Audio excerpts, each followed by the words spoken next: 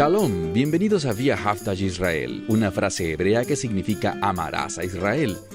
Esperamos que se queden con nosotros durante los próximos 30 minutos, ya que nuestro maestro, el Dr. Baruch, nos compartirá una enseñanza expositiva de la Biblia. El Dr. Baruch es profesor titular del Instituto Zera Abraham con sede en Israel. Aunque todos los cursos del instituto se imparten en hebreo, el Dr. Baruch se complace en compartir este video semanal en inglés con doblaje al español. Para más información, por favor, visítenos en amarasaisrael.org. Aquí está Baruch y la lección de hoy.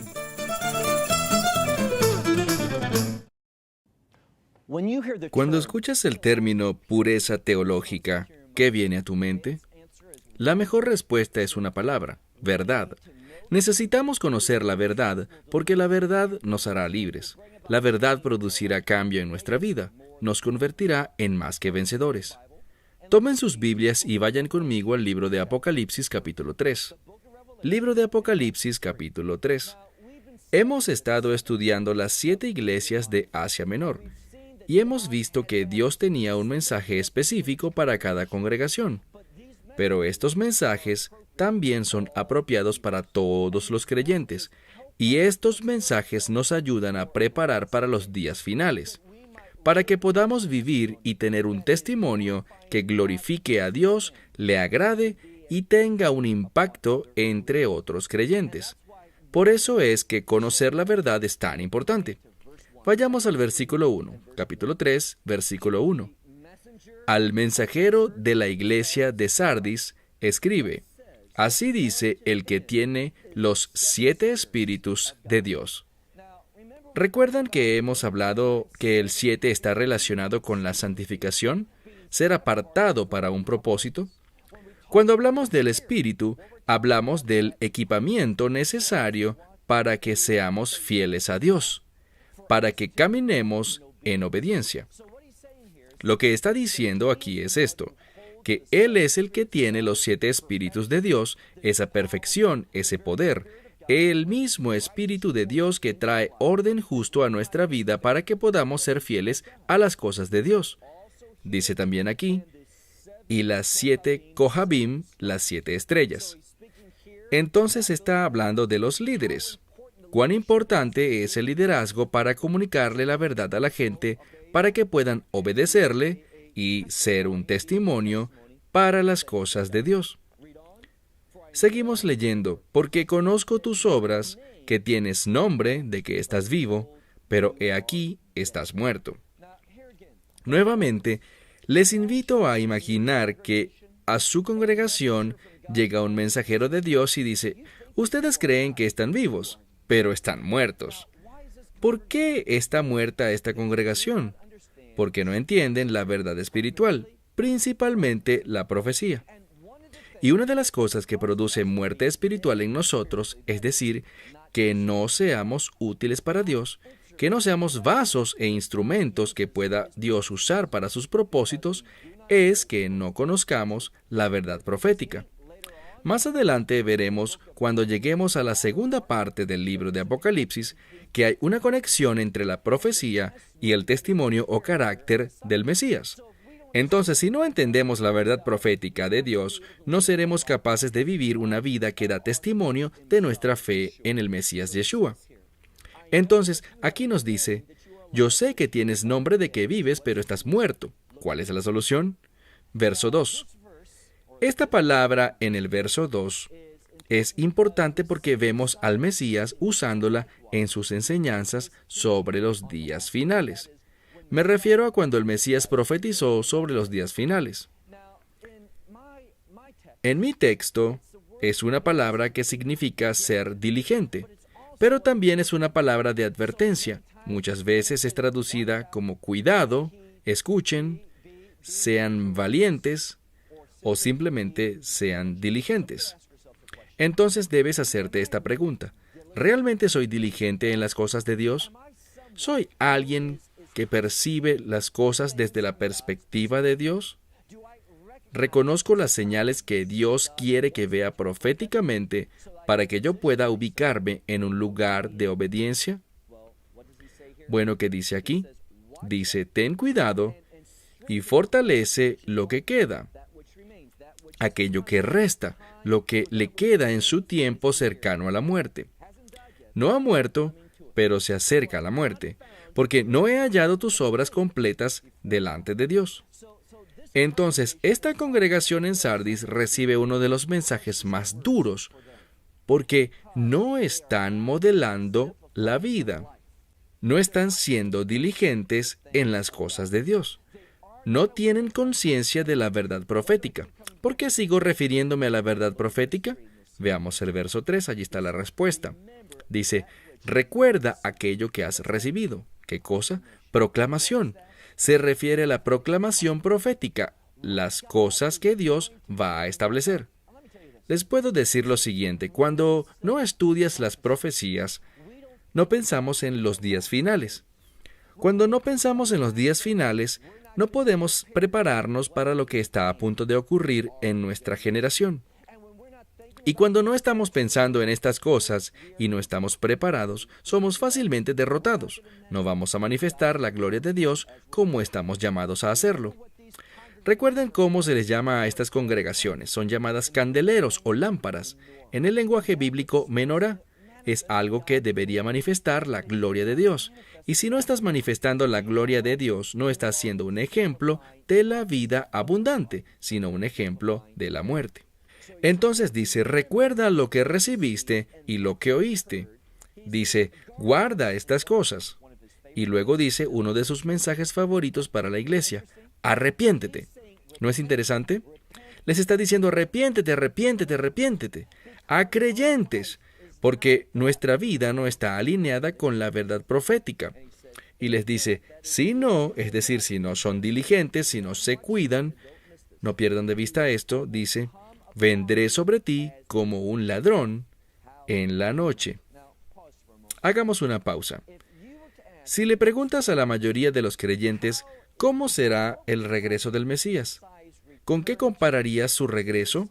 Ellos responderían como un ladrón en la noche. Pero esa no es una forma en la que debemos responder o pensar. Por ejemplo, si ven en Lucas, allí nos habla de aquellos que están listos, aquellos que se han preparado, aquellos que están vigilando. Dice que el Mesías vendrá, se ceñirá, y Él mismo nos va a servir a nosotros. Esta es la verdad. El Mesías no vendrá como un ladrón en la noche para sus seguidores fieles. Eso es lo que nos dice. Veamos otra vez el texto. Verso 3. En el medio del verso dice, si no te arrepientes, si no eres diligente, dice, vendré sobre ti como un ladrón y no sabrás a qué hora vendré a ti. La conclusión es esta. Si estoy viviendo una vida rebelde, si estoy apagando al Espíritu Santo, si no estoy dispuesto a arrepentirme ante la verdad de Dios, ¿cuál es el resultado? Él vendrá como ladrón en la noche. Pero si yo me arrepiento, si yo respondo la verdad, entonces yo seré consciente de los tiempos, seré consciente de la cercanía. Dirás, ¿puedes mostrarme eso en otra escritura? Claro que sí.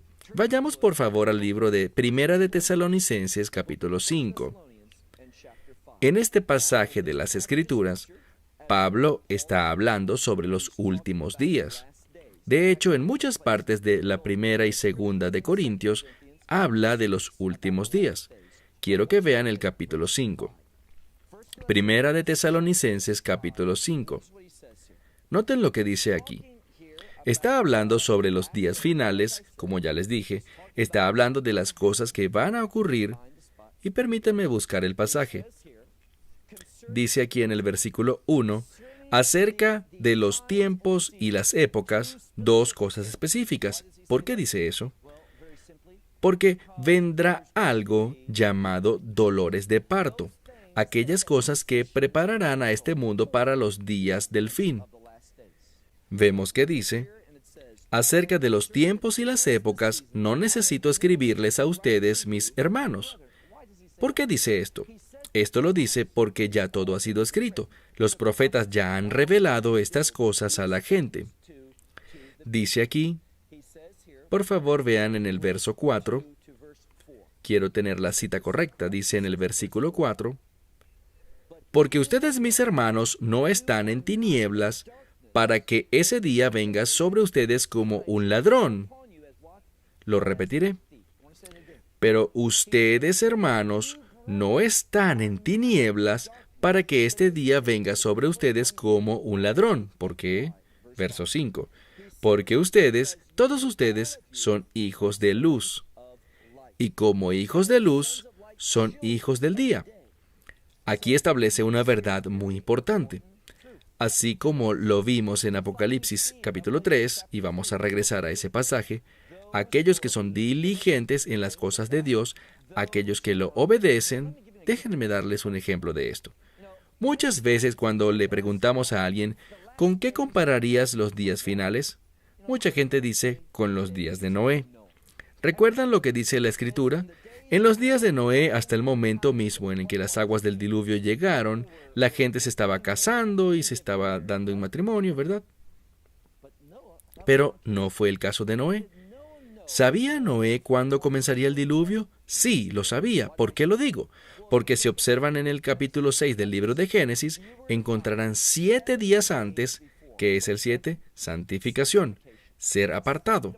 7 días antes de que llegara el diluvio, Dios habló con Noé. Él no lo sabía 8 días antes, no lo sabía un mes antes o un año antes, pero 7 días antes Dios habló con Noé y le dijo, toma tu familia, que todos juntos sumaban 8, porque 8 es el número para lo nuevo. 8 es el número de la redención. Le dice, toma tu familia, estas 8 almas, y entra en el arca. Obedecieron y entraron allí. Dice, porque en 7 días vendrá el diluvio. Aunque el diluvio tomó al mundo por sorpresa, no tomó por sorpresa a Noé y a su familia. De la misma manera, en los últimos días, nosotros sabemos por medio de las señales, los tiempos, las cosas que ocurren. Nosotros sabremos que el regreso del Mesías, y aquí me refiero al rapto, sabremos que está cerca. ¿Sabremos la hora y el día? La Biblia dice que nadie sabe, pero ¿reconoceremos la época y los tiempos que se aproximan? Sí, lo sabremos. Regresemos a Apocalipsis capítulo 3 y veamos el versículo 3 de nuevo. Recuerda lo que recibiste y escuchaste, eso es la verdad profética, y aférrate a eso y arrepiéntete. Pero si no eres diligente, y según este contexto, entonces vendré sobre ti como un ladrón, y el resultado será que no sabrás a qué hora vengo a ti. Verso 4. También tienes en Sardis algunos nombres. Hay algunas personas que tienen entendimiento profético, aquellos que se están preparando, dice, pero hay algunos que no han lavado sus vestiduras, y por eso no estarán listos.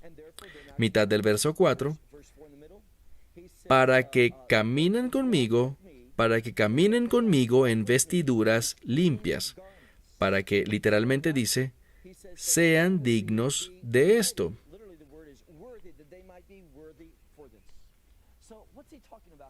Lo que está diciendo aquí en todo este mensaje es muy sencillo. Le está diciendo a la gente, ustedes tienen que ser diligentes. Ustedes necesitan responder a la verdad bíblica. Necesitan reconocer los indicadores proféticos para saber dónde nos encontramos en la línea del tiempo de Dios, para poder estar listos y estar ubicados en el lugar donde seamos hallados dignos. Hoy te quiero preguntar algo muy importante. ¿Estás listo para los cambios que Dios promete que van a ocurrir? Por ejemplo, de 1 de Tesalonicenses 5 que leímos hace unos minutos, Pablo hablaba, tal como habló el Mesías, sobre los últimos días como los dolores de parto en una mujer. Lo que quiero que entiendas es que estos dolores de parto son indicadores. Estos dolores de parto nos dicen lo que va a ocurrir. Y la clave es que cuando una mujer entra en labor de parto, ¿qué hace? Ella se prepara. Por ejemplo, ella va al hospital porque hay cosas que empezaron a ocurrir que no ocurrían antes en esa forma. Cuando comenzamos a ver estas cosas, necesitamos responder. Pero aquí está la verdad bíblica. Si no estamos preparados para esa respuesta, no podremos hacerlo. Una de las cosas que nos dice la Escritura acerca de los últimos tiempos es que usa la palabra rápido o pronto. Esto no significa necesariamente que es inminente, es decir, que va a pasar mañana. Cuando dice pronto o he aquí vengo pronto, lo que quiere decir es que, y no pasen esto por alto, una vez que estos cambios comiencen, todo pasará muy rápido. Y si no estamos conscientes de esto, bueno, este es un ejemplo que uso con frecuencia. Recuerdo cuando vivíamos cerca de un lugar con un pequeño parque de diversiones. Cuando mi hijo estaba muy pequeño, de 2 o 3 años, le encantaba visitar ese parque de diversiones por una razón. Le encantaba el dispensador de goma de mascar. Para obtenerlas debía insertar 4 monedas porque le gustaba una bola de goma de mascar muy grande. Ni siquiera podía meterla en su boca, pero eso no es lo que realmente él quería. Lo que realmente le gustaba era meter las 4 monedas, girar la perilla y así una bola de goma comenzaba a salir. Y era un cilindro que comenzaba arriba y era muy alto, más alto que yo. Y comenzaba a bajar muy lento y luego aceleraba. No solo aceleraba, sino que el círculo se hacía cada vez más pequeño y cada vez iba más rápido y la rotación era cada vez más corta. Y ya al final simplemente caía. Yo veo eso como un ejemplo perfecto de lo que va a ocurrir en los últimos días. Las cosas comenzarán a cambiar, pero si no estamos conscientes de eso, no estaremos prestando atención porque al principio se mueve muy lento, y luego se moverán más rápido, y aún así, para el momento en el que podamos responder, llegará al punto de ser una caída abrupta, y no seremos capaces de responder. Por eso estos mensajes, si observan bien, encontrarán que todos tienen algo en común, y es que nos preparemos para el futuro, y si lo ven proféticamente, hay una palabra que Mesías usó muchas veces para hablar de los últimos días. Es la palabra hebrea, o mejor dicho, la palabra griega, dei, que significa que es absolutamente necesario. Estas cosas deben ocurrir. No hay forma de cambiarlo. Estas formas van a pasar. ¿Por qué usa esa palabra? Para decirnos, no piensen que habrá un cambio y que estas cosas no van a ocurrir. No cometan el error que el judaísmo rabínico ha cometido. Esto es lo que los rabinos enseñan. Cuando los rabinos ven las profecías, ellos ven escenarios. Así que lo que han dicho y enseñado a muchos seguidores del judaísmo es esto, que ese escenario que muestra cosas malas, estas cosas del tiempo del fin, la persecución, estos tiempos de tribulación para Jacob, todas estas cosas han sido canceladas. Ese no es el escenario que veremos. Lo que le dicen a la gente es que un día el Mesías vendrá y en un instante Él establecerá una nueva realidad que no será percibida antes de que ocurra y solo va a pasar. Pero yo les digo que el no estar preparados para los días del fin es la peor situación que puede ocurrirle a alguien. Porque cuando están preparados solo para tiempos buenos delante de ellos y comienzan a ver tiempos de dificultad en vez de tiempos buenos, entrarán en pánico, comenzarán a dudar, comenzarán a tener una falta de confianza y dirán, tal vez lo que Dios dijo no es verdad. Y comenzarán a ser arrastrados de un lado a otro por cualquier corriente. ¿Qué dice la Escritura? Dice que cuando digan paz y seguridad, y esto es lo que los rabinos dicen en la actualidad, lo que vendrá será destrucción repentina. Y eso es lo que se avecina, lo hemos visto en muchos lugares. Volvamos a nuestro texto. Nos dice aquí que debemos caminar en una forma que nuestras vestiduras sean limpias y que seamos dignos de esto. Verso 5. A aquel que venza, le daré que se vista con vestiduras blancas, y no borraré su nombre del libro de la vida. Ahora, esa expresión representa problemas para muchas personas, pero hay que entender lo que dice. Uno de los problemas teológicos que está resurgiendo es el calvinismo. ¿Por qué lo digo? Bueno, con frecuencia ese término calvinismo es un sinónimo de predestinación. Y uno de los resultados de la predestinación es que Dios ha escogido algunas personas para su reino y Dios ha escogido otras personas para la condenación. Eso no es lo que vemos en la Escritura. Ya hemos hablado de esto, que de acuerdo con Ezequiel, el deseo y la voluntad de Dios es que todos se arrepientan y encuentren vida. Eso es lo que Dios quiere.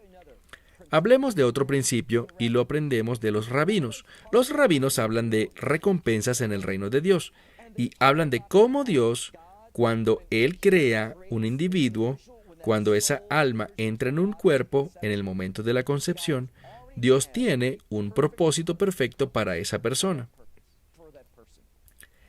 Y esto es lo que quiero que vean. De acuerdo a los rabinos, Dios ya ha creado todas las recompensas para esta vida. Si esa persona camina en obediencia, estas serán las recompensas. Pablo retoma esa idea cuando habla de sufrir pérdida.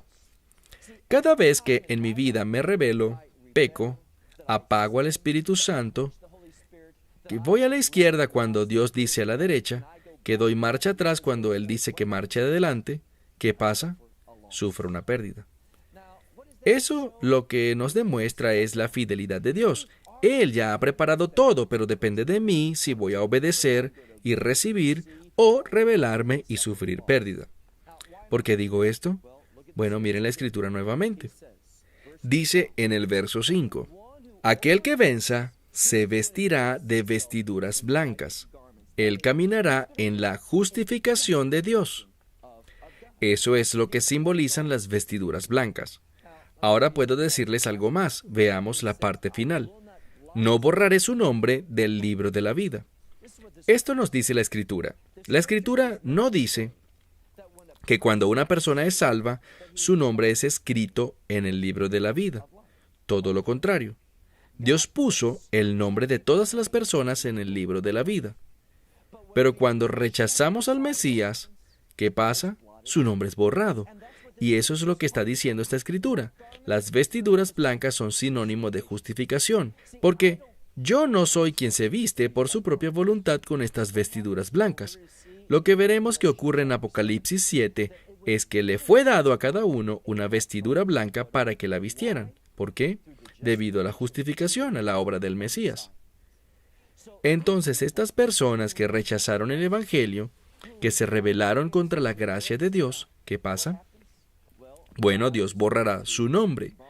¿Por qué? Bueno, nos estamos adelantando, pero recuerden que habrá ese juicio del gran trono blanco. Y lo que pasará es que vendrán delante de este trono de juicio y serán juzgados de acuerdo a sus obras. Y la pregunta es esta. ¿Son sus obras suficientes para entrar en el reino de Dios? La respuesta será que no lo son. Ese es el libro. Dice que los libros se abrirán y allí están registrados todos los hechos, todos los pensamientos y todas las palabras que han hecho o pronunciado alguna vez cada persona. Y cada persona que se presentará ante el juicio del gran trono blanco será inadecuada e insuficiente en sus obras. La persona entonces preguntará, ¿hay alguna otra forma en la que pueda entrar en el reino de Dios? Habrá otro libro allí que se abrirá, y es el libro de la vida del Cordero. Y buscarán si su nombre está allí, y esto es la verdad de lo que pasará. El nombre estará allí, porque el Mesías desea que todos vengan a la salvación. Pero en el caso que alguien rechace ese ofrecimiento, Dios no lo quiera, el resultado de rechazar el Evangelio es que su nombre será borrado del libro de la vida. Y más adelante veremos que el libro de la vida es llamado el libro de la vida del Cordero. Es decir, que los nombres de las personas que no serán borrados serán de aquellos que conozcan al Cordero. Con este término Cordero se refiere a la Pascua. Y la Pascua representa la fiesta de la Pascua, que es la redención. Aquellos que su nombre esté escrito en el libro de la vida del Cordero serán aquellos que experimenten la redención del Mesías Yeshua. Bueno, vamos concluyendo. Veamos nuevamente y dice, y yo confesaré su nombre delante de mi Padre. Vean que los que tengan una relación con el Mesías, el mejor resultado de eso será que cuando estemos delante de Dios para ser juzgados, y dice aquí que todos serán juzgados de acuerdo a sus obras. No hablamos del gran trono blanco del juicio, sino del primer juicio. Lo que pasará, según dice la Escritura, es que todo el juicio, toda autoridad para juzgar se le ha dado al Hijo. Y cuando estemos delante de Él, Él confesará nuestro nombre como su redimido, como uno de aquellos por los que Él ha entregado su sangre para la justificación. Dice entonces, y me encanta este verso, al final del versículo 5, confesaré su nombre delante de mi Padre y delante de ¿quién? Delante de los ángeles. ¿Por qué? Bueno, piensen en la justificación, la salvación y los ángeles. Pienso en el libro de Lucas, en el que habla del gozo de ellos por una persona que se arrepiente, es decir, alguien que llega a la fe en Mesías Yeshua y cómo los ángeles del cielo se regocijan. Y de eso habla este pasaje. Cuando Mesías confiese su nombre delante de Dios, el Padre, y delante de los ángeles, ¿qué harán los ángeles? Se regocijarán. Verso 6. Aquel que tiene oídos, que oiga lo que el Espíritu dice a las congregaciones. Una vez más, este mensaje no es para esta congregación únicamente, y para nadie más. Tampoco este mensaje es apropiado únicamente para una cierta dispensación de tiempo. No. Estos mensajes son apropiados para todos los creyentes en todos los tiempos, porque son la clave para prepararse para los días finales. Mi oración es que podamos tomar estos mensajes y guardarlos en nuestro corazón y responder en obediencia para poder estar listos para los últimos días. Esperamos que te hayas beneficiado del mensaje de hoy y lo compartas con otros. Por favor, haz planes para unirte a nosotros cada semana en este momento y en este canal para otra transmisión de amarazaisrael.org. Nuevamente, para obtener más información sobre nosotros, visita nuestra web amarazaisrael.org, donde encontrarás muchas otras conferencias de Baruch en formato de video. Hasta la próxima semana. Que el Señor te bendiga en Yeshua HaMashiach, Jesús el Mesías, mientras caminas con Él. Shalom desde Israel.